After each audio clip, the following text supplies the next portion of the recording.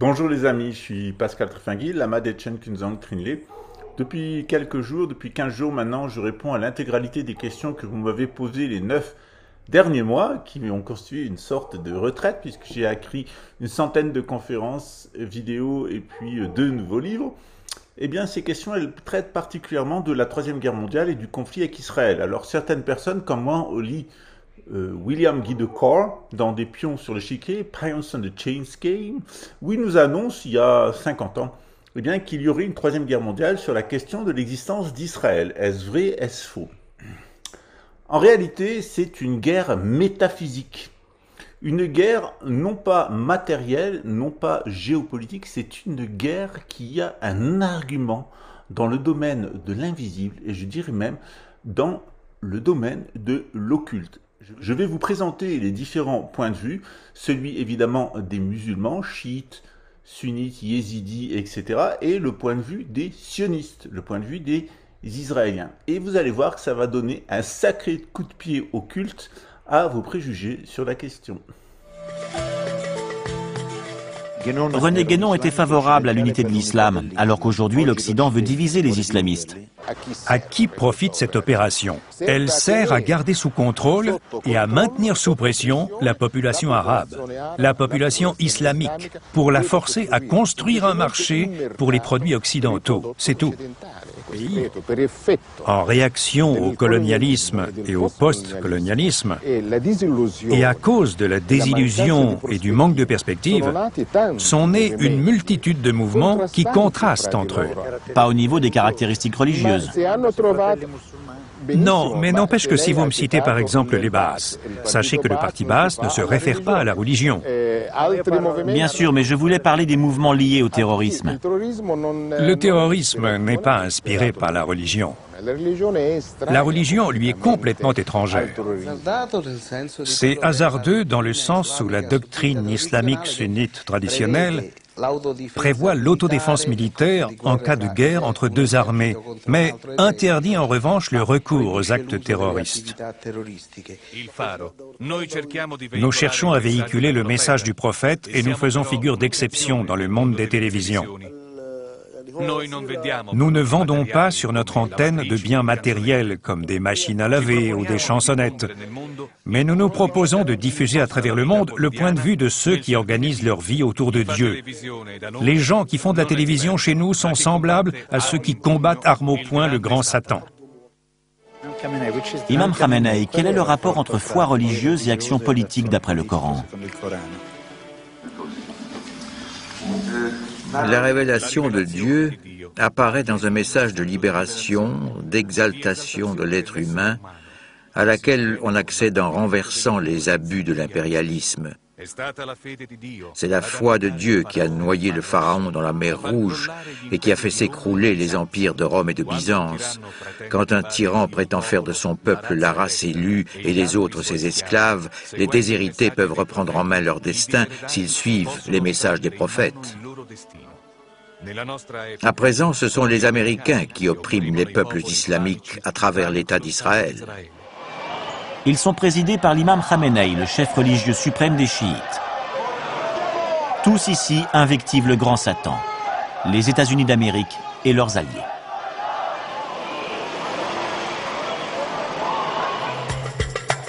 On sait que Ben Laden a étudié les textes sacrés dans les écoles coraniques d'Arabie Saoudite. Il s'est aussitôt identifié comme un nouveau prophète appelé à restaurer la pureté de l'islam des origines et à mettre fin aux influences occidentales omniprésentes. L'islam regroupe de nombreuses écoles. Parmi elles, l'islam ésotérique pratiqué dans les confréries soufis, où les sources les plus hermétiques du Coran font référence au combat épique et ancestral entre les prophètes de la vérité et les mages noirs d'inspiration babylonienne et égyptienne. Nous, les Yézidis, nous descendons d'une seule et même lignée islamique, mais nous sommes des nomades. Il est donc impossible de nous incorporer à l'une des nations créées par les infidèles il y a seulement 100 ans. À force d'errance, chacun de nous avec sa famille a fini par choisir de s'établir dans un lieu plus ou moins stable. Moi, par exemple, je vis dans le désert près de Qom, en Iran. En allant vers le nord, on trouve la 7e et dernière tour, en Russie, sur les rives du Dniepr. C'est ici que les tribus islamiques nomades yézidis se sont sédentarisées. Avec l'arrivée des Slaves, elles se sont métissées. Ainsi, au XVIIIe siècle, prend pied une secte religieuse déviée de l'orthodoxie, celle des derviches sauteurs. Ceux-ci pratiquent la magie sexuelle, à laquelle prit part Raspoutine dans sa jeunesse, lorsqu'il venait dans ces contrées russes, avant de partir vivre à la cour du tsar Nicolas II à Moscou. Bonjour chers amis, cette vidéo est purement éducative. Elle ne vise à stigmatiser aucun groupe ethnique, aucun groupe religieux ou aucune nationalité ou individualité. Elle vise à comprendre une forme d'ésotérisme qui est l'ésotérisme satanique et les influences qu'il diffuse sur le monde. Cet ésotérisme est traditionnellement appelé l'humanisme. Il est né à Ur et il a trois formes. L'humanisme libéral qui dirige les États-Unis, l'humanisme socialiste qui a dirigé une grande partie de l'Eurasie et l'humanisme évolutionniste qui a dirigé l'Allemagne nazie actuellement et l'idéologie promue par le Forum de Davos. Bismillahirrahmanirrahim.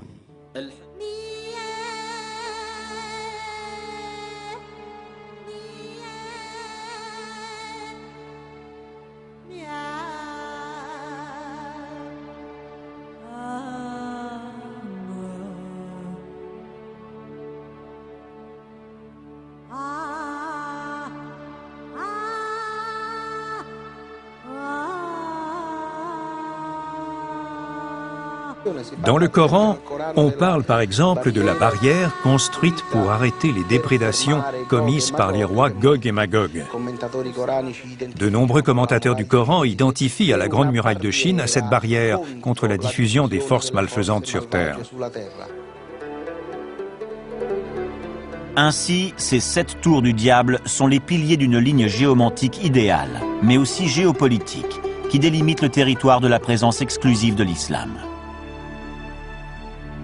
À l'intervalle de 1000 ans se déchaînent de ces centres concentrés d'énergie spirituelle, mais aussi militaire et matérielle, une série synchrone d'actes de violence sacrés, mais aussi profanes. Le feu éternel de Zarathustra représente la lumière éternelle de Lucifer. Lucifer est le porteur de lumière, et les 7 tours du diable sont l'expression de Lucifer.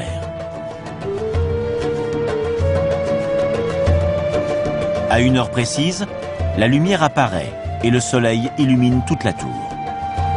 Puis, à midi, c'est le moment de l'adoration. Le soleil éblouit de toute la puissance de sa lumière. À chaque changement de saison sont organisées des cérémonies spéciales, des solstices aux équinoxes.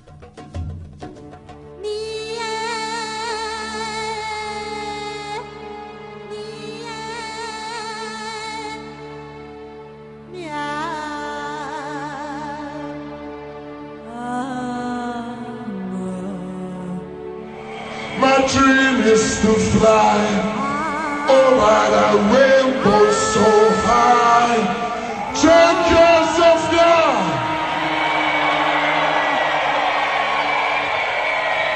See you soon. Peace. Le sionisme est une idéologie qui n'est pas juive. C'est une idéologie laïque. Elle a été construite à la fin du 19e siècle par Théodore Herzl, un Austro-Hongrois.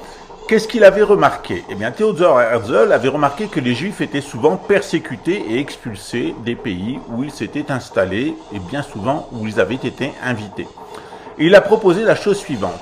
Ou les Juifs se convertissent à la religion dominante du pays où ils sont, ou les Juifs n'ont qu'à se trouver une terre. Alors il a proposé d'abord l'Ouganda et différents pays, puis finalement, pourquoi pas la Palestine? Alors l'occupation de la Palestine par les sionistes a été rendue possible par le génocide des Arméniens.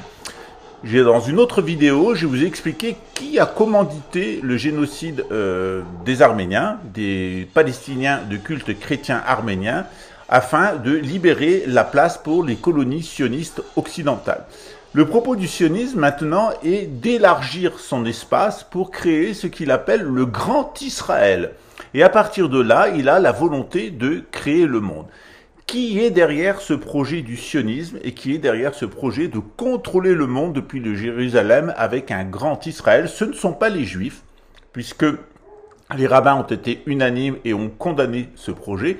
Il s'agit d'une petite faction à l'intérieur de la Russie qui veut faire le même projet à Kiev et une autre petite faction qui veut faire la même chose à Jérusalem et qui sont liés à un peuple divisé en deux contre lui-même qui sont les Édomites de l'Ouest et les Édomites de l'Est. Les Édomites de l'Est, ce sont les Russes, et les Édomites de l'Ouest, ce sont les Anglo-Saxons. Ils ont tous la même origine, c'est l'Ukraine et les plaines de ce qu'on appelle actuellement l'Allemagne et la Pologne. Ils se sont divisés et ils ont eu chacun une orientation dans le christianisme et dans le judaïsme. Les Anglo-Saxons dans le protestantisme et le sionisme, et en Europe orientale, plutôt les Lubavitch et l'orthodoxie chrétienne. Ils se mènent actuellement une guerre pour savoir qui va contrôler le monde. Alors les Russes nous disent qu'ils veulent un monde multipolaire, mais ils aimeraient bien contrôler ce monde multipolaire, et les Américains nous disent qu'ils veulent un monde unipolaire qu'ils aimeraient bien contrôler. En réalité, qui y a derrière? C'est la couronne britannique. De plus en plus, et le roi Charles vous l'a dit, il est juif. Il vous a dit, je suis juif, j'ai été circoncis, et j'ai été élevé dans le plus parfait judaïsme. Tout ça, ça tient aux origines des familles royales européennes qui se disent toutes des descendants de Mérové. Mérové étant un ancêtre par les femmes de Marie-Madeleine, une femme syro-tyrienne, disons, ce qu'on appelait à l'époque une cananéenne. Elle aurait été la partenaire de Jésus. Jésus aurait eu avec elle une fille, et cette fille serait, eh bien, la lignée de sang, la bloodline, qui légitimerait l'action, eh bien, de ces familles sur l'intégralité de l'Europe. Fritz Meyer, dans un livre qui s'appelle The 13 Illuminati Bloodlines, nous a présenté une théorie. Il y a évidemment d'autres théories sur cette question. Ce qu'il faut recomprendre et ce qu'il faut reconnaître, c'est qu'il y a actuellement un conflit d'ordre métaphysique, c'est-à-dire qu'il y a des gens qui pensent qu'ils doivent occuper Jérusalem pour contrôler le monde, ce sont les anglo-saxons sionistes, et puis il y a des gens qui ont une autre proposition. C'est par exemple, eh bien, les musulmans qui pensent, et Jésus le confirme à Matthieu 21, 43, que les Juifs ont été réprouvés et que les Édomites vont être pulvérisés, c'est-à-dire l'Occident, par une meule tombée du ciel et par la chute d'un volcan dans la mer qui provoquera une grande vague, oula oula. Et au final, eh bien, ce sont les musulmans qui ont reconstruit le troisième temple, le temple la mosquée du rocher du dôme, la mosquée El-Aqsa, qui est actuellement le troisième temple. Et tant que les musulmans seront à Jérusalem et qu'il y aura le culte, eh bien, le Messie ne viendra pas, ni le Mahdi. Par contre, lorsque le culte sera interrompu, conformément à la prophétie de Daniel, de Zacharias, de Jésus et de Jean, eh bien, à ce moment-là, nous rentrerons dans les années de tribulation. Ces années de tribulation, elles finiront par un énorme tremblement de terre qui déchirera les corps terrestres avec 45 jours de tribulation absolument horrible. Le livre de Daniel permet de dater le temps d'Ismaël et le temps d'Israël. C'est ce qu'on appelle le temps des nations, qui était fini en 1914, puisque le monde a été découpé en nations païennes par les occidentaux, disons les Édomites. Et après le convent intermaçonnique de 1919 de Versailles, qui aboutit au traité de Versailles et à la SDN. Le deuxième thème à aborder, c'est évidemment le thème des 7 empires sataniques et de la 8e petite corne arrogante. Cette 8e petite corne arrogante annoncée par Jean, eh bien, c'est évidemment le Kansour, c'est-à-dire l'Angleterre. Les rois d'Angleterre vont se prétendre non seulement être les rois du monde et se prétendre juifs et devoir contrôler le monde depuis Jérusalem, mais être le gogol qui ira à Jérusalem prétendra lui-même qu'il est Dieu. Qu'est-ce qui le poussera à se déclarer Dieu? Il aura tout simplement une puce, il sera connecté à une intelligence artificielle, il aura des nanorobots dans le corps.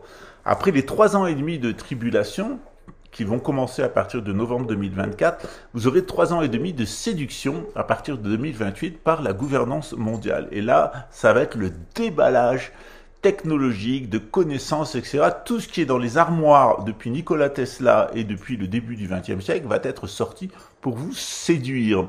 Est-ce que vous allez vous laisser séduire? Eh bien, le Coran et la Bible nous disent que si vous vous laissez séduire, eh bien, tant pis pour vous, et que si vous tenez compte jusqu'au bout, eh bien non seulement vous hériterez de la terre, mais vous verrez vos amis, vos parents, les personnes que vous aimez ressusciter, et vous atteindrez l'immortalité, à moins que vous retombiez dans le péché. Ça durera 1000 ans, ensuite il y aura le retour de Satan et la destruction de la terre.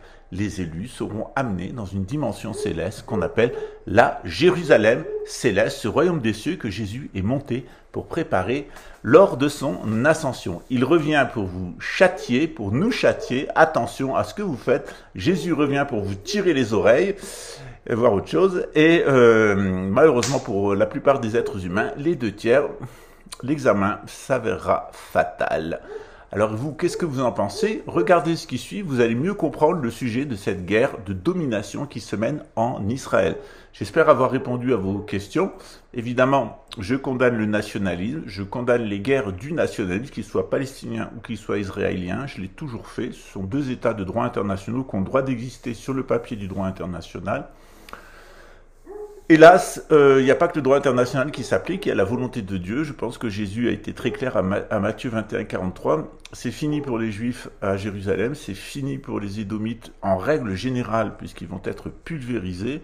Et c'est une ère de très grand bonheur et de règne qui s'annonce pour les musulmans. Bien entendu, ce n'est pas l'islam que vous connaissez aujourd'hui, ça sera un nouvel islam qui sera réformé par le prophète Mahdi.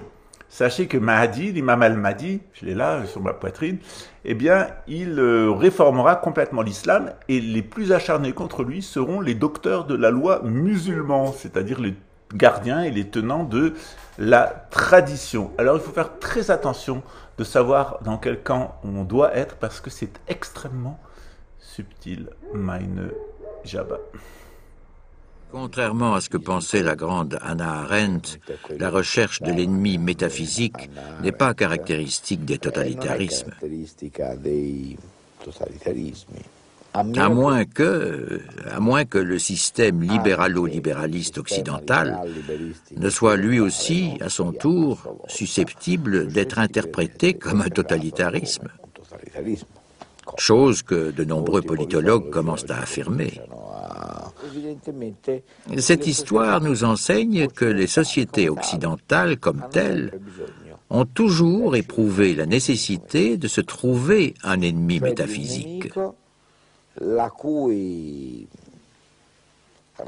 c'est-à-dire un ennemi dont la raison d'être est totalement contraire à celle des cultures occidentales modernes.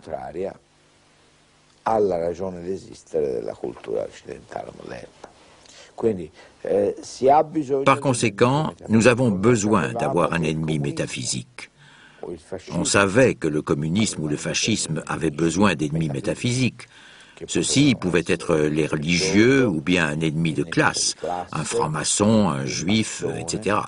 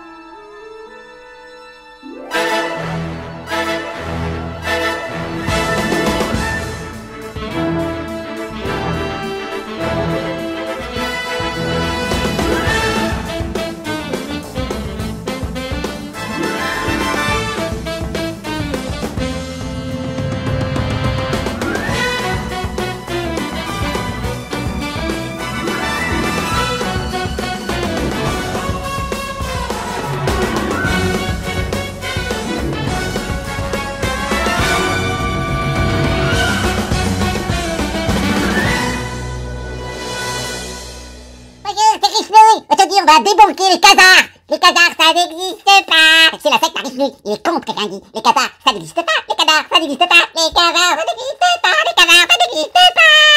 La France est bien gérée. Vive la République. Alors, enfants de la patrie, à le tour de gloire est arrivé. Érige-nous pour la République. Les Khazars, cinglent PLD. Érige-nous. La France est bien gérée par des grands intellectuels nationalistes, internationalistes, supranationalistes. Ils sont très bien. Il faut pas écouter la Tréfingui. C'est un assassin, un meurtrier. Venez sur mon site, je vais vous expliquer le Seigneur de Audi avec les anneaux, avec Carl Gustav Jung. J'ai fait toute la psychothérapie avec mon docteur dans mon hôpital. Maintenant, je suis sortie, alors je vais pouvoir faire votre psychiatre à vous. Chacun son tour. C'est riche, My dream is to fly over the rainbow.